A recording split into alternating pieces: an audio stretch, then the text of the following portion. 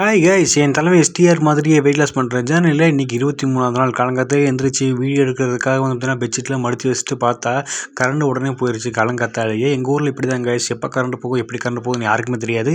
ஆனால் போகக்கூடாத நேரத்தில் கரெக்டாக கரண்ட் போயிடும். சரி, கரண்ட் போனதுக்காக வெயிட் பண்ண முடியாதுன்னு சொல்லி வாக்கிங் போகலான்னு கிளம்பினேன். போகிற வழியில் வந்து பார்த்தீங்கன்னா ஒரு அக்கா வண்டியை ஸ்டார்ட் பண்ண முடியாமல் ரொம்ப கஷ்டப்பட்டு இருந்தாங்க. என்கிட்ட கொடுத்து இந்த வண்டி மட்டும் ஸ்டார்ட் பண்ணி கொடுப்பா அப்படின்னாங்க. கைஸ், நானும் வண்டி தானே சரி ஈஸி ஸ்டார்ட் பண்ணிடலாம்னு பார்த்தா அது அடிக்கிறேன் ஸ்டார்ட்டே ஆக மாட்டேங்குது. அப்புறம் ஒரு 1/4 மணி நேரம் போடுறதுக்கப்புறம் எப்படி வண்டி ஸ்டார்ட் ஆகிருச்சு. காலங்காத்திலே ஒரு நல்லது மட்டும்ன்ற ஒரு ஃபீலோட நானும் வாக்கிங் போக ஸ்டார்ட் பண்ணிட்டேன்.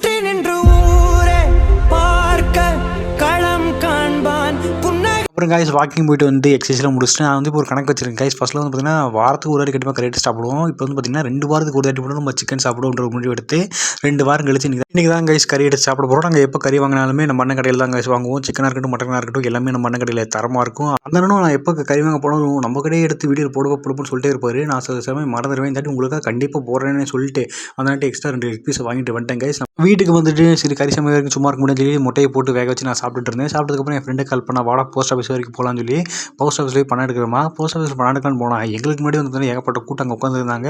இந்த கூட்டத்தில் எப்படா நம்ம பணம் வாங்கன்னு யோசனையாக உட்காந்துருந்தோம். ஒரு மணி நேரம் கழிச்சு எங்களை கூப்பிட்டாங்க.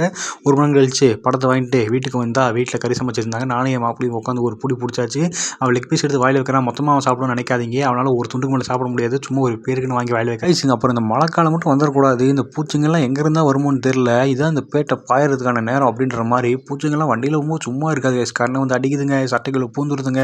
ஒரு மனுஷனை நிம்மதியாக வண்டி ஓட்ட விட மாட்டேங்குது கைஸ். நீங்களுமே இனிமேல் வண்டி ஓட்டு நான் கொஞ்சம் சேஃபாக ஓட்டுங்க கைஸ்.